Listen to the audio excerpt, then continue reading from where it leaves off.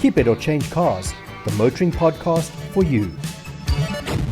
Welcome back to the Keep It or Change Cars podcast. I'm Nicky, your host with the most. And yet again, I'm with Michael. How are you, Michael? Highlight of the week. Great to be awesome. How are you doing? I'm all right, thank you. Interesting. What are you driving this week? What am I driving? It's nice and easy. I came here by Uber, so moving on. It wasn't a Toyota Corolla Quest. Yourself, what are you in? I'm in the Isuzu D-Max 45-year special. Double cab? Double cab. Yes. Amazing. Now, normally we talk about that at the very start. Today I'm asking you kindly, let's talk about that later, because there's a specific topic I want to talk about, that is double cabs. If there's one segment in this country where you've got literally choices after choices after choices, it's double cabs. Would you agree? It has to be definitely. And I never realized until I started putting them down on paper. Like somebody said, give me 3 or 4 double cabs. I put them down on paper, and it was like 9 or 10 that you can go to. So we're going to talk about the Isuzu. Huge fan. Are you a fan? Yes, I am a fan. Absolutely. With good reason. Yeah, 100%. So since you're saying we're going to talk about that a bit later, let's focus on news. So what is... Good news or bad news? Sometimes they say no news is good news. I don't know with you whether it's good news or bad news, but obviously for the past couple of episodes we've done, there's been topics that we've touched on. So I want you to touch on the news, any feedback from the public or the people who've spoken about. So the feedback from the public is always superb, but there's one thing that's got nothing to do with the public. Yeah. Motoring news. Motus, the JSE listed company, their shares dropped by 14%. That is massive. That is like just under 1/7. That is huge. 14%. What causes a share drop, in your opinion? General public of how people are perceiving your business and less of interest in your business, I'd like to believe. So a business like that has got massive overheads. There are thousands of staff. They've got to sell lots and lots of cars. When their sales drop, remember, the motor industry as a whole is facing a challenge. But 14% sales drops, essentially, you can't put it down to the lay of the land. Yeah. Motors, you need to start listening to the public. Customer service. You cannot have a situation in a new car space where a customer comes in and he walks away and says, I wasn't happy with the service and I went to the competitor. You have to be losing a lot of business. So Motus, a 14% share drop, you need to do something about it. Possibly look at your senior management structure. That is my humble advice. So you believe that Motors dropping in terms of the percentage share, is it because of they have the wrong structure at the senior level management? There's no question. When you're a motoring brand, you need motoring people. There's a saying in business, if you want to stuff up a business, put an accountant in charge. They've got more accountants than they've got motoring people. And it sounds harsh, but you need to understand the lay of the land. What do our salespeople need? What are the challenges? Guys are coming in, we're not able to compete with quotes, we're losing the business. At that level, you should not be losing any business. Nicky, you come into my dealership, you want to buy a car. Are you serious about buying the car? 100%. Nicky, what will it take to make sure that you do not walk out, that you buy a car from me? The treatment of what I see from you. 100%. Pricing, treatment, the feel that I get. But if you want to buy a car from me and you walk out and you buy it somewhere else, I've lost a deal. Do that a couple of 100 times, you've lost obviously a couple of 100 deals. Yeah. So all I can say to Motors, possibly look at your senior management who are not doing a good job. So with regards to, obviously since Motors is losing, people are going to Motors to buy a vehicle and they don't buy it there because they don't like the service. Competition. What is the competition of Motors for people wondering? So all new car dealerships have competition. There are incredible dealer groups, and I've said it before. CFAO Mobility, the Hatfield Motor Group. Unbelievable. Then in the Western Cape, Roller Motor Group. And I've got to give an incredible shout out to the Roller Motor Group, just in particular. They're based in the Western Cape, but customers will phone and say, I'm looking for a new car. Anybody you can recommend? The moment I say the word roller, it's like you had me at hello. Impeccable service, great pricing, great showrooms, well done to you. So long answer to a short question. They've got a lot of competition. You cannot at that level lose a single deal that you shouldn't be losing. And they're losing hundreds of deals. 100%. Any other news that has been happening? So interesting.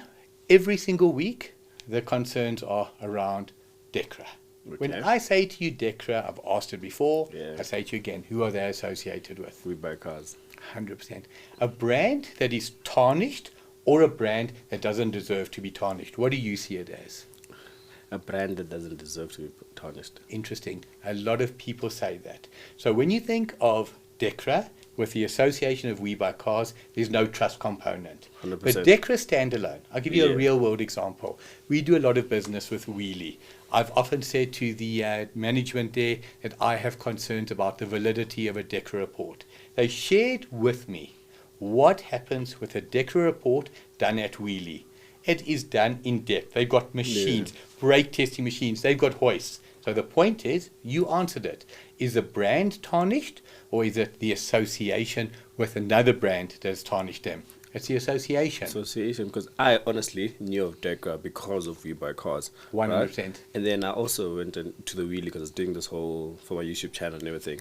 Went to Wheelie, and I started at We Buy Cars midstream. Went to Wheelie, which is literally next door. And the midstream facility for We Buy Cars is beautiful. It's beautiful. But compared to Wheelie, it's just okay. Wheelie is amazing, like the facilities. And when I went there, my friend told me, it's like, what you saw at We Buy Cars, when you get to Wheelie, it feels like you move from 3-star to 5-star That's restaurant. incredible. So that is absolutely incredible, because that's what I feel. Yeah, 100%. So my friend told me, it's like, so at We Buy Cars there, you can go and they'll take any vehicle.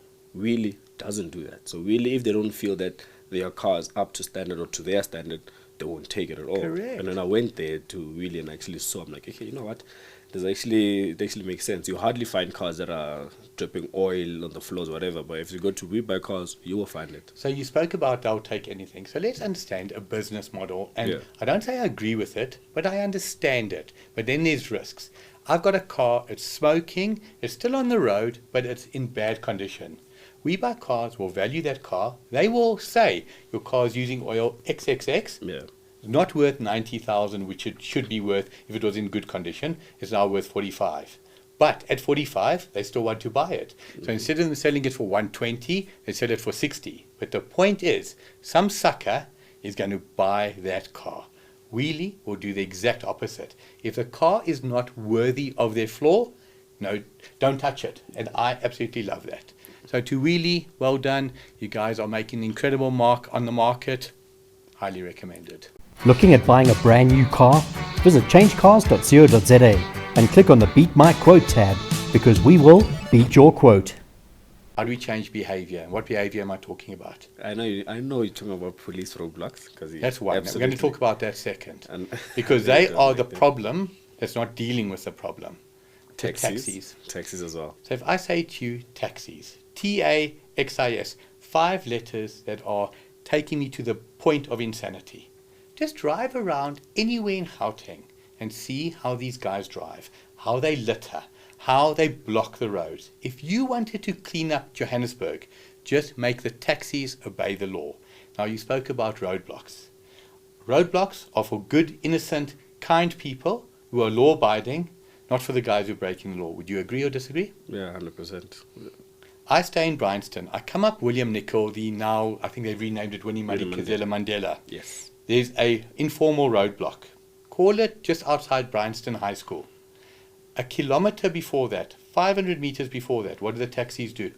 Just stop in the middle of the road. Pull off on the side, a little bit in the middle of the road, and either just wait or turn around. So now, a real roadblock is to do what? To catch those breaking the law. Not to disrupt traffic, not to waste my time. The taxis stop. They wait their 45 minutes. The roadblock moves on. What have the police done about that? Nothing. So I'm begging you. Taxis, obey the police. Police, do something about the taxis. Easy fix. I can help both of you. Yeah, I think with the roadblocks and William Nicol, I think they are, I don't want to say useless for lack of a better term, but you can't have a roadblock at that point, peak traffic, because it's just going to make the traffic worse. They are achieving nothing that is of benefit to those that they are, in theory, trying to help. So if you say to me, Michael, we've got a proper roadblock, there's been a lot of car theft in this area, and we're going to eliminate that, absolutely no problem. But then you do it a proper roadblock. The police are there, and they're 500 meters behind, so that when a person sees that there's a roadblock, he can't just turn around. Would you like to go through a roadblock? Yes, no, maybe, not today. Turn around. Pathetic. 100%. We need to take a break. But the police and the taxis mustn't take a break. They must up their game. They can't catch a break, but we're going to take a break, and when we come back, we're going to speak more about discussions. And there's that interesting topic that Michael made me pause on, which is double cabs. Everyone wants your car. but no one wants it more than Change Cars. We're looking to buy low mileage, for the year well-loved babies. Log on to changecars.co.za, click the selling tab, and put the most trusted online platform in South Africa to the test. Change Cars, our name says it all. So, my favorite topic of this whole podcast today. You said you have something for double cabs. What do you have? So if you had to say a category of vehicle, it can be convertible, it can be sports car, it can be sedans. What category of vehicle is my least favorite for personal use? Double cabs. In all the years I've been a driver, and that is since 1991, it's easy, it's a round figure. How many double cabs have I owned? 0. How many double cabs will I own 10 years from now?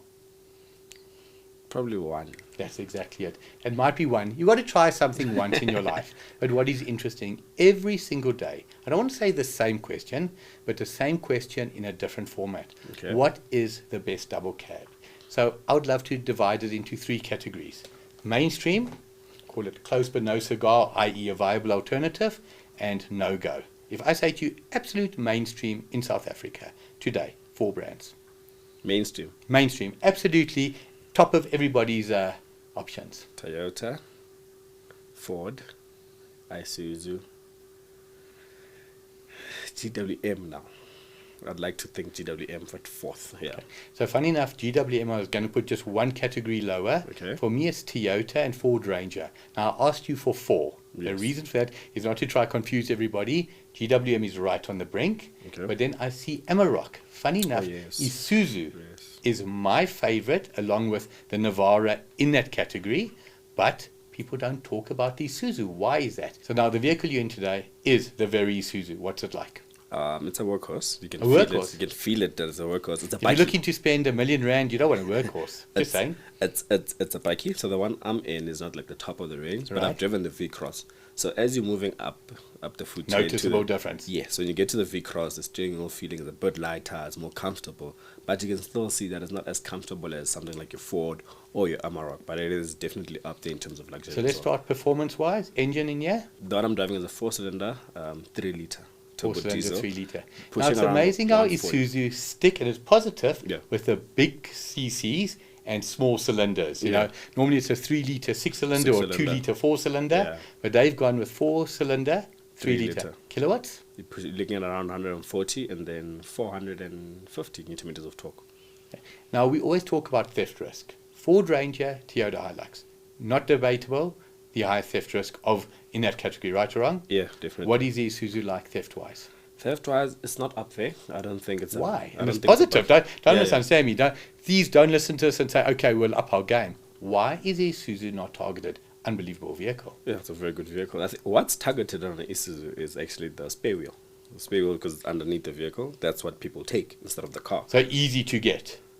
I wouldn't say easy to get, but the spare wheels out of Isuzu get stolen a lot. When the guys deliver the cars to me, they always say spare wheel is there. Then when they come, and they're like, "Oh, is the spare wheel taken?" Those type of things. So Amazing. I asked them once, they're like, "No, the spare wheel is something that always gets stolen. Whether you parked at a mall or wherever, and you come back, spare wheel is gone." Right. So now I called it close but no cigar. Navara and Triton. We've spoken about the Triton before. We've predicted amazing things for the Triton. Your feelings on the Navara? Navara, I like it. It's a very good looking bike here as well. That's exactly Looks it. amazing. Is there what's it called? The Pro X? What's it? Yeah, Or it's Pro a 4X. Navara Pro 2X, Pro 4X. Yes. 100%. 4X is 4-wheel drive, 2X is 2-wheel Of drive. course. Yes. It's the best looking Bakkie, in my opinion. The finishes that they do, the plastic extras, the colors, the Yeah. shape, I love it. Why is that not competing with the Ranger and the Hilux? Actually, honestly speaking, I have no idea because it should be up there. Because it's actually one of the bikes that I drove early into the whole motoring career, and I really loved it. And I had high hopes for it because it does drive well. It's a Beautiful. good looking bike. 2.5 litre, hey? It is a 2.5 off the top of my head. It is a 2.5. The drives older well. one was 2.3, and then they went. Originally, it was 2.5, then 2.3. Then- Now they're back to 2.5. It's a good bike. It should be competing easily top 5, and I don't think they're in the top 5. Definitely not. Now, for me, I'm not even going to ask Nicky how does he think it compares to the Ford, because he's like got blinkers on when it comes to Ford. For me, in order in South Africa, the very, very best has to be the Toyota. Second, for me, equal, the Navara, the Triton, and the Isuzu. Where are you putting Ford? you talking about Ford. I'm not talking about Ford. I just don't hear problems with the other vehicles ever. And there are certain problems that are unique to Ford. Yeah. You go onto Facebook or any of the forums, they talk about Ford. Why is that?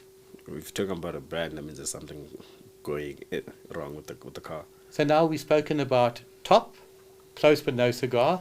What is for you? Easy for me. Absolute no-go. And we'll come back to GWM P Series because that is a vehicle that is punching above its weight. 100%. GWM as a brand in South Africa.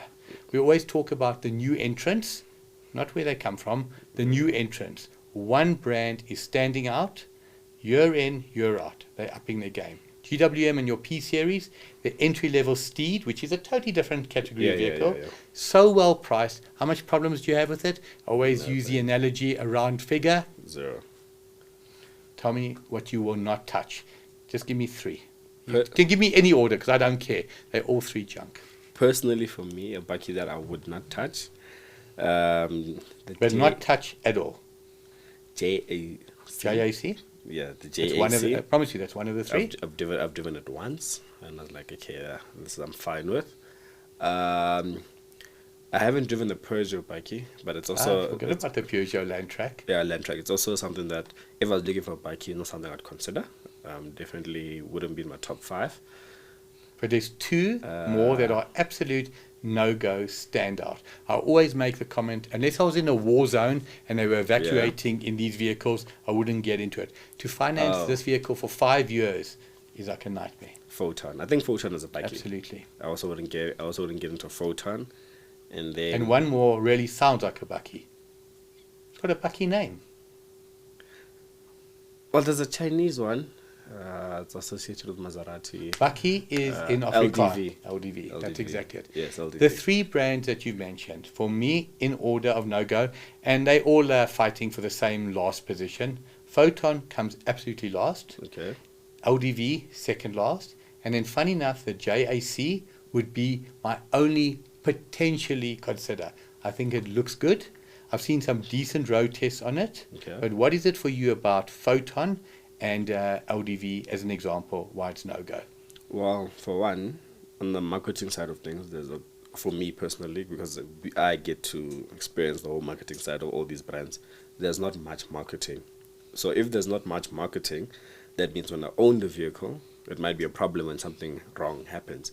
I don't see a lot of them on the road. That's another thing. I don't see a lot. The JAC, I actually do see a lot of them on the road, but I always think, okay, that's JAC, so that means they're doing good. But with the Photon, I don't see Photon Bakkies. If I do see a Photon Bakkie, I'm seeing an old Photon Bakkie. If you see a Photon Bakkie, it's a car rental. Interesting. Photon sold 200 Bakkies in February. Interesting. No, very, very interesting. CMH, the group that brings them in, has got a car rental company called First Car Rental. Okay. Super easy. Sell it to your own business because nobody else will touch them, and you've done 200. Try sell a second-hand Photon Bakkie if you bought one. Who's going to buy it? No, there's actually so many other Bakkies that I'd get over that. The LDV, I wouldn't buy it because I don't see it on the roads, and that's my concern. The only time I see it is actually when I'm coming to the studio because I always pass an LDV dealership. The Maserati, Yes, next door to Maserati. Maserati. Yes, they're by What have they Wembley got in common? Nothing. Maserati and LDV. Yeah, I was actually so surprised that Maserati and LDV are...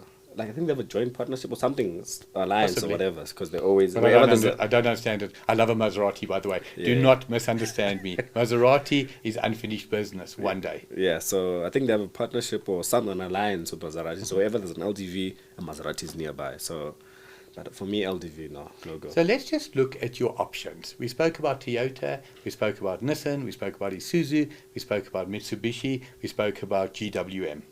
How many service... Ford. And of course, yeah. Or you spoke about Ford. How many garages are there across the country from those brands? Mega. Oh, it'll be a couple of hundred, probably 500 between those brands that I mentioned, or 100%. close to 500. LDV, I don't know. I just know one. They might have 1, 2 or 3. So I buy an LDV, I'm in Joburg. One day I want to sell it, I'll put it online to go sell it. A person in Mpumalanga, a person in the Northern Cape, a person in the Free State can't even consider buying it. Doesn't know it. Doesn't know it, and where's he going to service it? Yeah, Is he going to service it at the local Bosch service centre? Absolutely no go. So just to confirm, Photon, JAC and LDV, rather buy a 3, 4, 5-year-old Nissan, Toyota, Mitsubishi? On that note, dead serious, 5-year-old Toyota Hilux or brand new Photon? So like for like, price is the same. Would you rather drive out of a Photon dealership with a brand new car that's got that fake leather, because they call it pleather in those cars, or a 5-year-old Hilux that's got 100,000 kilos? 5-year-old Hilux. Honestly, a 5-year-old Hilux, definitely. He can teach me a thing or two because he's 100% right on that. 100%. What else? What else? Well, in the Bakkies, what else would I get? You know, I'm very biased, so I can't answer that question. You know what I'm You're gonna going get. with the Navara. He's going with the Navara. The Ford, as far as he's concerned, it's a Ford Navara. What else is there to talk about? What other brand in South Africa has absolutely blown me away since the time I started in the motor trade? Chevy. Close? Close. But no, no. Porsche. Oh, Porsche. Oh, But you want to talk about Chevy? We're going to come back to Chevy. Why Porsche. do I mention Porsche? well, because you love Porsche. Like, you really, really, really, really love I'll it. give you a simple example. Customer phones me, they said they've got a couple of 100,000 rand spent, 800,000 rand spent. They're looking for a luxury German car. What do they buy? So when I say a luxury German car, we're not talking small entry level, we're talking SUV 4-door. Go have a look what the Porsche brand has got available in older Panameras, in older Cayennes, in older Macans. 100%. Plus, do they or do they not come with a guarantee if you buy it from a Porsche center? I'm guessing they have a guarantee. 100%. To even date, and this is on record, hand on the book, lie detector test connected. Have I ever got a complaint about the Porsche brand? No, I don't think so. I think, now also knowing the marketing team at Porsche, they wouldn't allow any bad, 100%. any bad. I've often spoken about the analogy, the problem is not the issue, it's how the problem is dealt Yeah. or not dealt with. Find me one unhappy Porsche customer, and I will say, without even hearing your story, you are wrong. That's how much I respect and like the brand. So does this mean you can get an allocation for a GT3? Well, I've got two already. Are you wanting to borrow one? If the allocation comes with money, then yeah, because I don't have the money for that. He's gullible, and hopefully so are you. The GT3 is just next level. The next time I'll see a GT3 will be at a Festival of Motoring. 100%. Can you actually believe that Festival of Motoring, August, it's not quite around the corner, But it's but gonna it's be 5 months around the corner. Excited? Yeah, I am excited. I want to see this because this year's going to be big for both of us, like the company as well. I definitely see us doing bigger things this year. Do you know any of the brands that are going to be attending? Because I know the brands alternate. One year BMW's there, the next year they're not. Of the big boys, who's coming? Of the big boys, honestly, I have no idea. Probably VW. I'm not too sure. Probably VW. Mercedes, I would like to believe that want to come and showcase themselves there just to get a bit of attention. BMW is not really a festival of motoring because they always 'Cause they have hold M-Fest. on. They have M-Fest. Of course. Audi might actually come today, this year, because they actually have a lot more models launching this year. As we speak, there's the current Q8 launch happening right now. I believe so. So there's the Q8. And the new Q7, no? Yeah, Q8, Q7, same time. The launch is happening now. And then they've updated the Audi A3, which is actually very, very expensive. I actually want to come back to that just in a bit. And then there's going to be the RS3s. So I would like to believe there's a few cars. Oh, and the A5, and the A6, and the Q5. So there's a lot of cars. Audi, with what you've got, you better be there because there's Yeah. no better place to showcase it. 100%. But you spoke about Chev. Now, we will never change our opinion. We will never flick-flack or flip-flop. However, when you start getting repeated questions, positively in this case, for a reason, Yeah. you've got to a degree, change your opinion. So Chev, the brand, pulled out of South Africa roughly 15 or 16, I think it was. Yeah, Parts availability, we've discussed it. Is it a challenge or not? it is a challenge. 100%. But there are some incredible low mileage Chevs around. If I say to you Chev, forget about the Corsa for a second, because that's obvious. Give me 3 or 4 Chev brands that come to mind instantly. And don't tell me the Aveo or the Spark, please. They don't count. Trailblazer Absolutely. and Lumina SS. That's what comes to my mind. 100%. So the Lumina is an absolute must-have in your lifetime, Bakkie. What are they going for? Bakkie or sedan. Oh, yeah, But yes, what are yes. those things going for today as a matter of interest? Would you know? I actually have no idea. Roughly. Take a wild guess. 200 to 250? Times that by 2. What? 500 to 700,000 rand. How much was that when it was new? I don't remember, but it would have been half of that. It's just Definitely. becoming an absolute collectible item. Okay. V8, big engine, normally aspirated, but you spoke about the Trailblazer. Tell me about that car. So I've actually driven a Trailblazer once, and it was still a thing back then. I actually enjoyed it. For an SUV that big, 7-seater, if I'm not mistaken, I actually enjoyed it. And it was a good competitor to The the Fortuner. Fortuner at the time, and it sold a lot at the Correct. time as well. So let's look at its competition. Fortuner and Ford Everest. Trailblazer today. Again, it's not as modern, no question. It's 8, 9, 10 years old. However, I went onto the ChangeCars website. There's Trailblazers with under 120,000 going for, what would you imagine? And I was shocked. Positively again. Being a chef, maybe 200. I'm gonna stick to 200,000. 229 to 250, but 120,000 kilos. For 250 on an Everest or 250 on a Fortuner, what are you buying? 250 Fortuner. Kilos, how much? What kind of Oh, kilos will a you- 250,000 rand Fortuner have? Above 200,000. Way more. Yeah. Plus, when you go to a parking lot, the thieves say, go there, go to the drive-through, enjoy your drive-through. They are not even looking at that Trailblazer. Yeah, 100%. Slightly smaller. Do you remember the name?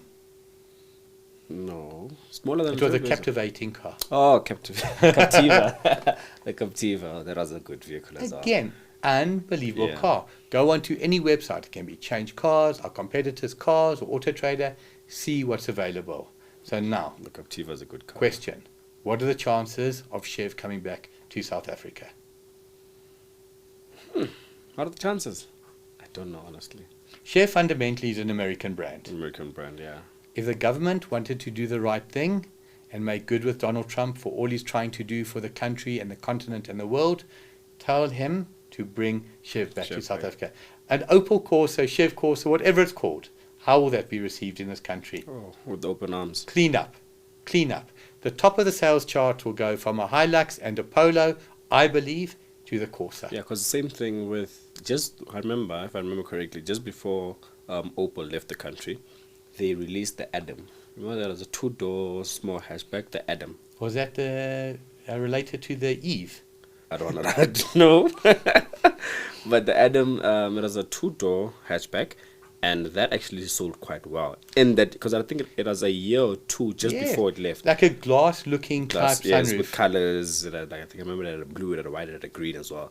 So that was received well, with people knowing that Opel is potentially leaving the country. So now, if Opel and Chev would come back into the country, I'd like to believe a Corsa would be accepted. They will be incredibly well received. So what was interesting, last Sunday we filmed at the Pretoria Old Motor Club, and they had something called American Day. So you had Chev Camaros, Ford Mustangs, Ford GT40s, Pontiac Trans Ams. The Chev brand is so iconic. And South Africans in the 70s, there was a song, Bright Place, Sunny Skies, and? I have no idea. I was not born by then. I will talk to camera when we talk about the 70s, 80s, Yes. or 90s. Yes. Bright Place, Sunny Skies, and Chevrolet. That's how good that car was. Interesting. So, you spoke about parts availability. There's a question that came up obviously in the previous episode. People are asking about warranties. What is the best warranty to go for? And just touch on about that for me, please. So I'm actually going to throw it back at you, Okay. meaning I do not have the right answer. Allow me to explain. We've all heard the term a warranty is not a... So allow me to explain. We've all heard the term a warranty is not worth the paper it's written on. Where did that come from? I've got a claim and all they're looking to do is Reject. repudiate that claim. 100%. This is a plea from myself, Michael, Nicky, ChangeCars, All Things Motoring. If there's a warranty company out there of serious integrity that is looking to create a product that the public can trust. And allow me to explain the public can trust. From the very get-go, a warranty must not be abused by the member of the public. Yeah. So what often happens with dealers is they'll sell a car to you on the 20th of March and you'll come back with a problem.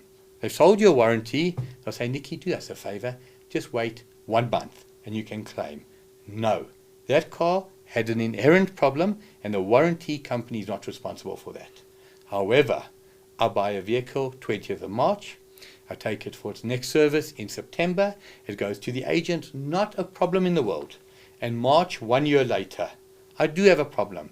That warranty must pay, no questions asked. The warranty has been in force for X amount of months. The service has been done. Would you agree or disagree with me? I definitely agree with you on that. So again, if there's a warranty company out there, 'cause remember, I still haven't answered his question. I can't answer that question. Yeah. There is no warranty company at this stage that has impressed me enough to say I would like to recommend them. Funny enough, Outsurance in the past, I know 2 people that have used them, highly recommended, and I haven't heard complaints about them. What is the one warranty company that's no go? Starts with the letter A? It's AA. Double A. AA warranties is absolute no-go. I can't believe I got Outsurance that right. and hey, I can't believe I got that right. I was just guessing. it was so easy. You had to say it twice. But that is my dream, that we can create a product for South Africans that they trust, that they deserve, and it works for everybody. Yeah, so I think with that being said, I think if you are looking at a warranty, definitely look at them. But what's important is to read your The reviews. the reviews, and the agreement of the warranty. So there's people think that warranties, if you get a warranty, it covers everything. Like Obi said in the our episode, that there's certain warranties that cover certain things and certain things. So it's very important to read what your warranty covers and what it doesn't cover. And if you're happy with that, then take it. But ask around as well. Not just ask us. Ask people that have cars, people that actually have older cars. Ask them how the warranty that they're using, how it's been with them, if they've claimed, and how was the claims process. Because I do that a lot with when I was looking for insurance for my vehicle. I went to people, I'm like, oh, who you insured with? They tell me. Then I'm like, okay, have you claimed? I'm like, how's the claim process? Those type of things. Then I start to gauge. I'm like, okay, you said your one took longer, that was quicker. Then I'll insure with those people. So. And if it seems too good to be true, it is. Yeah, I'll give you a simple example. I see on Facebook the other day service plans from 79 Rand per month. But just think about that. 80, call it round figure, 80 times 12 is 960 Rand. No For 960 Rand, I can't buy quality oil. Yeah. What are the chances of me having a real service. service plan for that? So, if it seems too good to be true, it is too good to be true. But this show's not too good to be true. Been another amazing show. 100%. It's been a very good episode. Please remember, guys, to like, comment, and subscribe, because we're trying to get to 10,000 subscribers. When do you want 10,000 subscribers? Because we're on 5 now. By the end of June, I'd be very, very happy. With 10,000. But you're talking on YouTube now. On YouTube now. But on TikTok, how many subscribers have we got? So to give you an idea, in December, on TikTok, we had under 10,000. As of today? I think it's around 70 something. 74,000. 74,000, okay. On Facebook, in December, under 10,000. As of today? I think because you told us on the group, I think it's 50,000, right? Told them, shouted out loudly, repeatedly. How could you forget it? 50,000. 50,000, yes. And why we got 50,000 subscribers? Not because of you and me. No. Because of you, the public. So a humble thank you from Nicky and myself. Let's keep this channel growing. Thank you, guys. Remember to like, comment, subscribe, follow us. We'll see you guys in the next episode. Beat my quote, unique to Change Cars. Through Change Cars' relationship with manufacturer-approved dealerships, Change Cars will endeavor to beat any quote received on your brand new vehicle of choice from a dealer not on the Change Cars site. Test it today by visiting Change Cars, click on Buying, and then Beat My Quote tab. Change Cars. Our name says it all.